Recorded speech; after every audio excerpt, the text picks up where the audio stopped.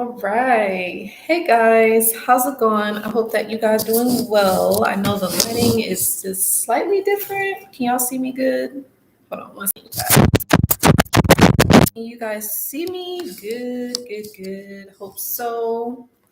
Welcome, you guys, to another episode at Live Narc Free. My name is Joy, and I am a narcissist abuse coach. I myself have been dealing with narcissists for quite some time. As I've been telling you guys, when I met the male narc, it was in 2010, but technically my aunt was a narcissist as well. And I had been living with her for since 2006. So if you can only imagine what I was going through. So, yeah.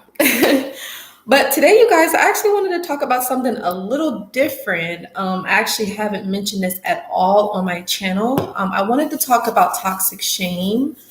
And I know a lot of us victims and survivors actually do experience toxic shame, whether it was after dealing with narcissistic abuse or whether if it was just, having childhood traumas or being in an abusive relationship. Being around toxic friends, family members, coworkers, or whatever the case is. So I do just want to discuss that today. And I'm also going to be pulling up some information on my computer so that way I can kind of, navigate that, and I'll give you guys the resources. But I'm just going to get right into it, you guys. So toxic shame is basically something that can happen after dealing with a narcissist. It could also happen in, your childhood based off of the way that you're treated. You can begin to feel as if you're not good enough. You could feel like you're worthless. You could feel like, you don't have any reason to be here. Like, why are you here? You could start to feel that type of shame, like you deserve what it is that you was handed to you or how people treated you. It's like, you start to identify with that. You start to internalize that, and just so you know, it's not true, based off of how somebody treated you had literally nothing to do with you. And that's actually something that I'm learning for myself.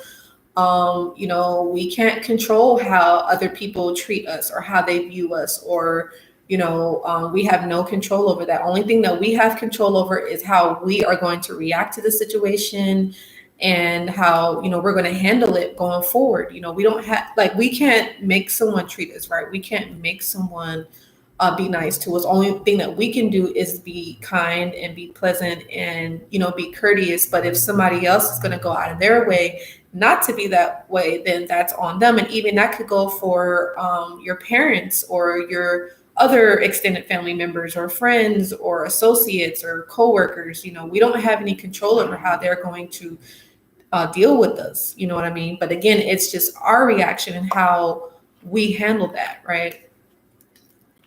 But I did just want to read this to you guys so that way we can all learn together. Because as I mentioned, I've actually never mentioned toxic shame on my page. I know I did mention, how a lot of us, we could feel shameful after being in a relationship with a narcissist or dealing with the abuse and feeling like, man, like, why did we do that to ourselves? And feeling like, just hopeless and not even really, just not feeling good about it yourself, So basically, toxic shame is a result of a chronic, intense experience in childhood. And it says, now, again, this could be from other ways that you can develop toxic shame, right? And then, but the thing is that it says messages may have been intentionally or unintentionally transferred to a child by their parents early on in life. Both communication and behaviors can make someone feel toxic shame, right? Now, also, I just wanted to pull this up on my computer. I'm on Google right now, you guys. But this actually comes from, let me see. There's this article here. Let's see something. So yeah, again, toxic shame is a feeling that you're worthless.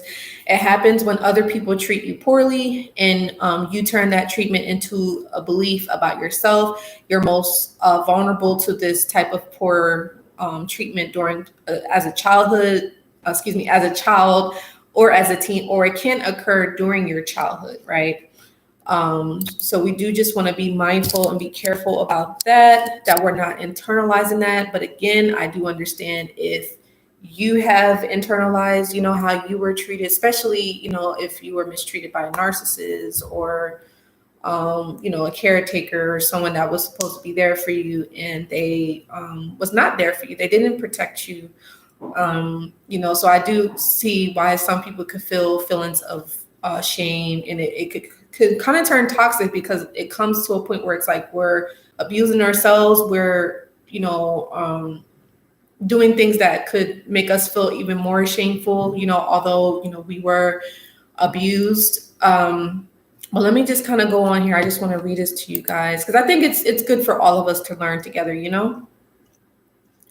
So it just says, when does shame become toxic or the cause of toxic shame?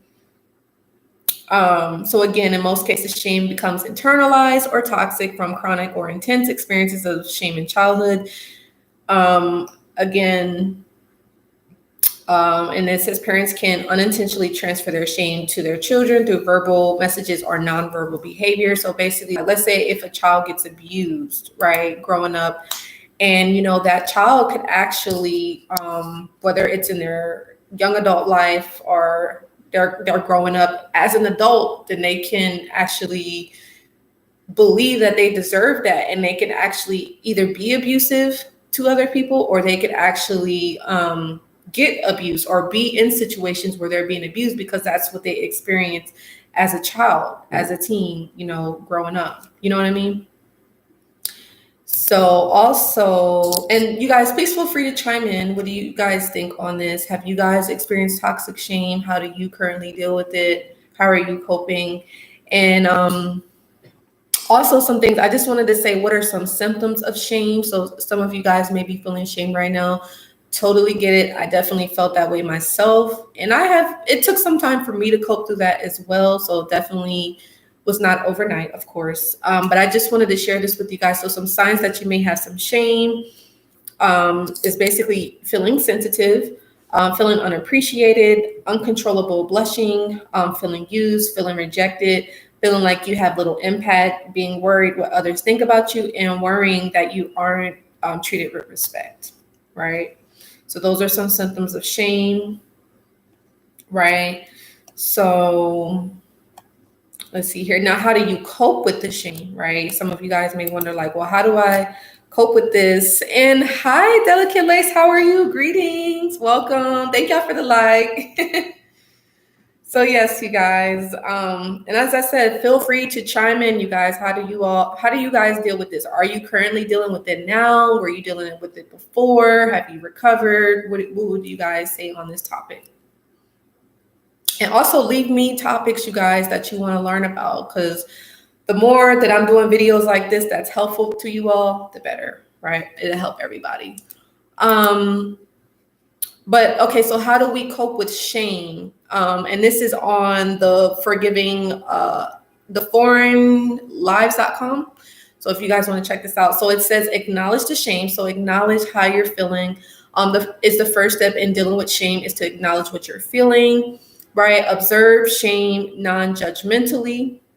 When you are able to identify shame, try observing without judgment, right? Now, you may want to ask yourself, is it shame or is it guilt or is it something else? And develop compassion for yourself and try opening up, right? That's how you would handle shame. And I know me, myself, I've definitely dealt with a lot of shame in regards to, for one, speaking out on this topic, especially, me sharing my story with everybody, telling people like, hey, I grew up in a household where, yes, I was abused mentally, emotionally, psychologically, thank God, not physically, but it did happen, and it took a lot for me to come out and say that. And I think it was because of feeling shameful, and it became toxic. But luckily I didn't really do things that was harmful to myself, right? And I didn't necessarily internalize it. I think at first I did internalize it, but then as I started to learn more about it, I was like, wait, this is not about me, but it's time for me to heal, And Delicate Lace, you say, yes, this resonates with me highly. The narc made me feel, you say the narc made up so many lies on you. Yeah, I'm sorry to hear that. Narcissists will lie. They are pathological liars.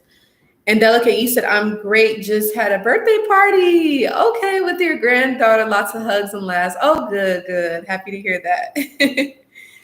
And Delicate, you said the narc family flying monkeys had me very depressed, saying I'm ugly, and I have, what is that?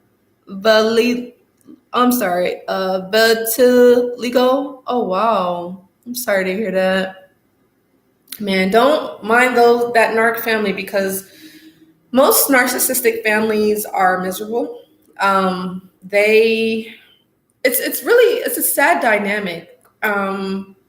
There's a lot of drama, there's a lot of chaos and confusion, and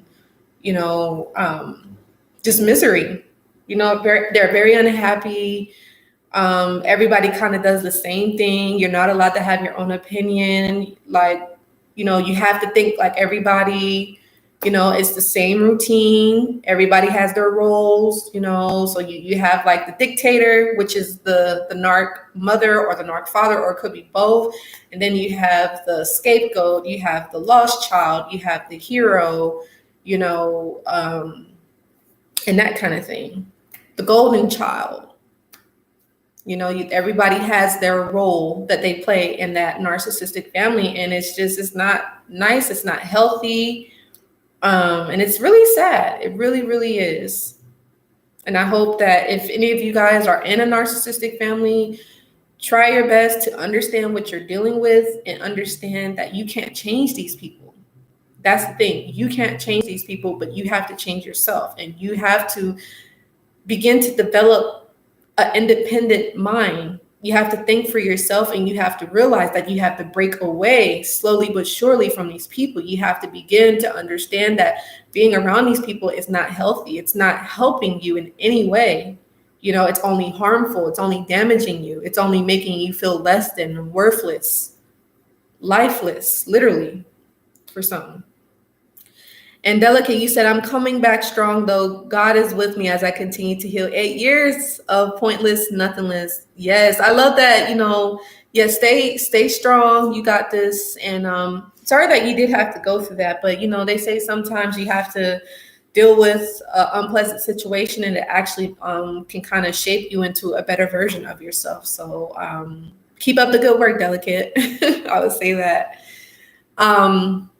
But yeah, myself, I lived with my aunt for 5 years, and it was not good.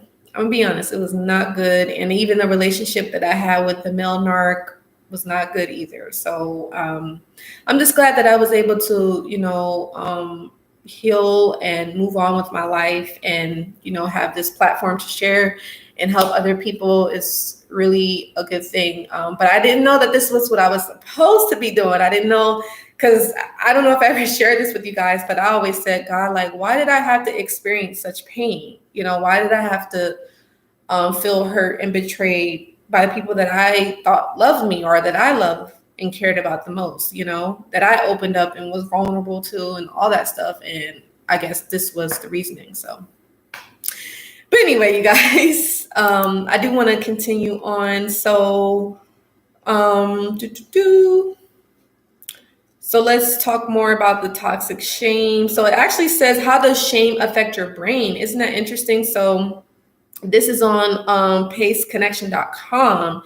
So it says, when faced with shame, the brain reacts as if it were facing physical danger and activates the sympathetic nervous system, generating the flight, fight, freeze response. I actually want to do a video on that, the flight, fight, freeze response.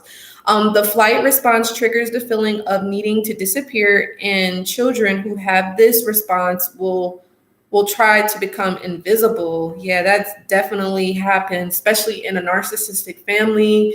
When the child or the adult is recognizing the abuse, they're recognizing the mistreatment, and the child, I guess, eventually just gives up, and they begin to just feel invisible, or they may not want to rock the boat, so they don't say anything about the abuse.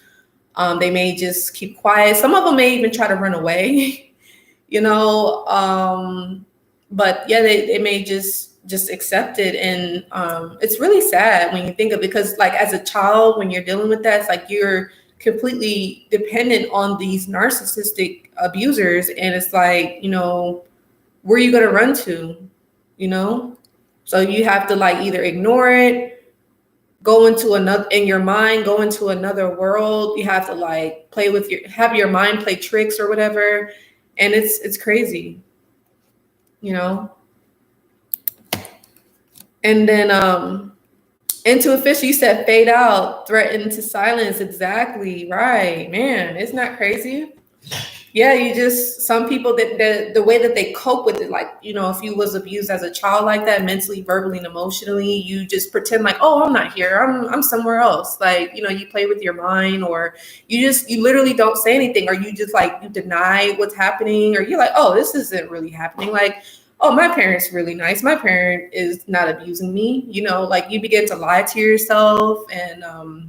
And this is no judgment by any means, you guys. It's no judgment. This is just, you know, bringing awareness to, you know, something that is literally a reality for some people, you know. And there's always help, you guys. There's always help. Don't be afraid to reach out. You know, you don't have to be abused like that. You know, there's always a resource, a phone call or a website or a group or something that you can reach out to, right? Into official, you said cultivating a safe place way early on. Right, exactly. Like, you know, myself, and I didn't even realize that I was doing this, you guys. Like, I knew that something was off with my aunt, and I didn't know what it was. But the crazy part about it is that when I had moved to live with my aunt, I think I was like a junior in college, and I think that last year I finished high school, right? And I remember my aunt had been telling me, she's like, so Joy, like, what are you going to do, you know, with your career? Like, what are your plans? And I was thinking like, I don't know, you know? So I remember I was like trying like different stuff. I know I went to like junior college and I was trying to figure out what I wanted to do. And I was just like saying all these things. I remember I said that I wanted to be like a massage therapist, and I don't know, I was just making it up. And I remember, you know, eventually I had started to get into music, which music will always be a part of me. Like, music will never leave me. But what happened was I ended up getting, I applied to this school, and I was majoring in music, and that's like something that I still love anyway. But the school was about 30 minutes away from where my aunt lived. And what's funny is that I told even myself, I was thinking like, man, like, if I'm going to be going to this school, like, I don't want to be commuting this far away, because my aunt lived that distance away. And I'm thinking like, okay, I need to like get a roommate. Like, I need to either live on campus or get a roommate or something. And so I didn't know back then that I was actually planning my escape, but without even actually realizing it, because when I was in that transition of moving away from my aunt, she was all like, oh, are you sure you want to make this move? You know, you're going to have to pay for your rent on your own. You know, you're going to have to do all this by yourself. And, you know, you're far away and this and this and that.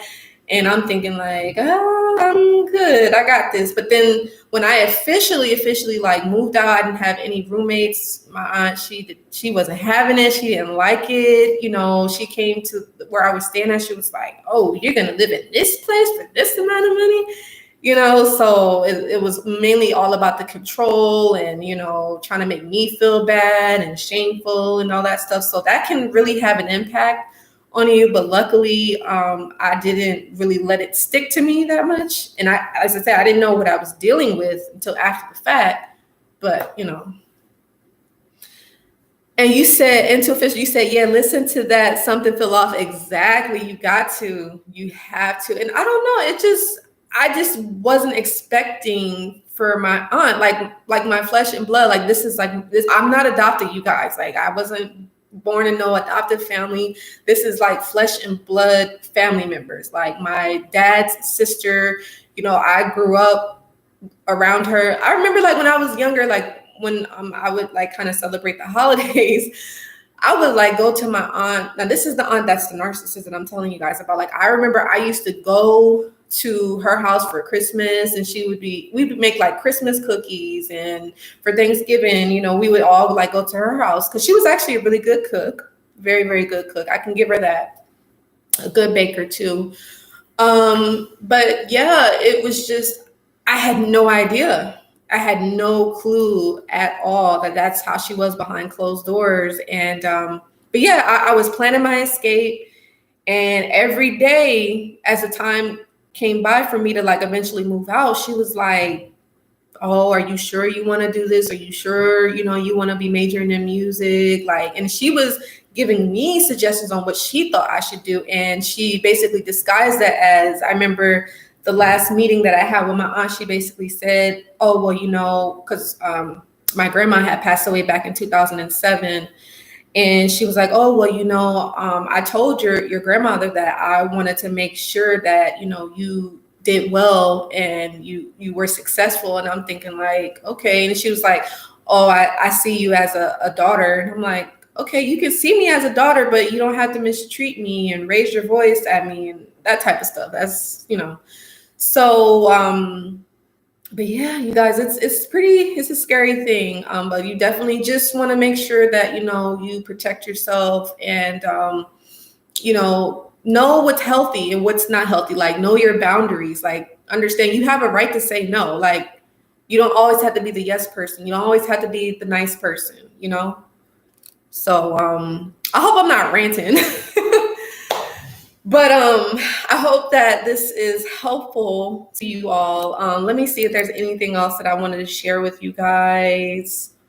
So I do want to talk about how shame affects your life. And again, I got this from clearviewtreatment.com. So you guys can check that out. So basically, people who feel ashamed of who they are or ashamed of something that happened to them often keep their thoughts and feelings wrapped up inside. People who live with shame feel worthless, depressed, and anxious.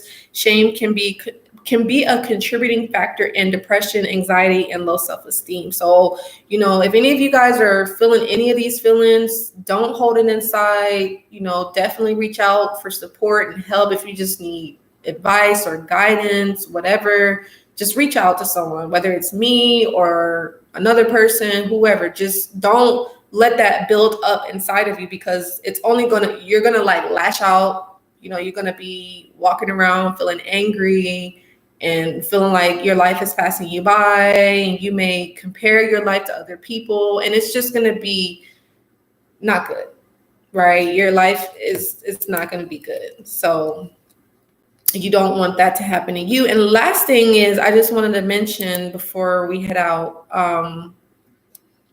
where did that go? Okay. So I wanted to talk about a healthy shame, like if you can have a healthy shame. So because some people may feel like, yeah, like shame is bad, but I would say, like, you know, elements of a healthy shame are, you know, self-compassion. So being compassionate towards yourself, like understanding, like, yes, I was a victim of narcissistic abuse, you know, but like, okay, yes, it did happen to me, but how can I get better, right? You got to accept like what happened, you know, and realizing the limitations are human, or your feelings are human, like whatever, however you feel is a human. Like, we're spiritual beings having a human experience, right?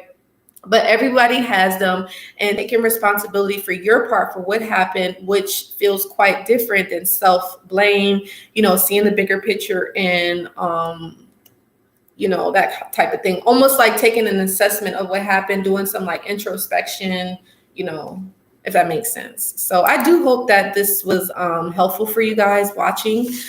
If any, again, as I said, if any of you guys are dealing with toxic shame, know that it's normal to feel that way, but, you know, definitely work through those feelings and, you know, focus on the healing, focus on those coping strategies, and focus on moving on, and focus on getting help, right? There's nothing wrong with reaching out for help. Trust me, there's nothing wrong with that. But anyway, that's all I have for today, you guys. I hope that this helped you. I did want to tell you guys, Check out my community board. I did leave a message in there for any of you guys. I would love to hear you guys' feedback on that. And also, I'm going to be doing my group coaching this Thursday. So if any of you guys are interested in that, be sure to send me an email at livenarcfree9@gmail.com. And the group coaching is basically, you know, for us victims and survivors to come in there and, you know, get to know one another, share our stories, help each other heal, recover, gain awareness, understanding, you know, and just provide, you know, support for one another, because that's a good thing, right? That's what we all deserve. And, you know, some of us may need it. And just to let you know, to keep going forward, and just, you know, just to be there for one another. So yeah, if you're interested in that, definitely reach out to me. You can also visit my website. There's like a hyperlink there. The group coaching, it'll be from 6 to 8. That's Central Standard Time. So yeah, I look forward to hearing from you all. And if there's other services that you guys want to check out, go to my website. It's there, ready and available for you all. And I hope that this can bless and help someone that's watching this. If you know anybody that's dealing with narcissistic abuse or toxic shame, share this video with them. It can help them. So yeah, and leave your feedback, leave your comments. Let me know where you guys are from. And thank y'all for that like. So, all right. I love you guys. I'm signing out. Have a nice week and talk to you guys soon. Bye.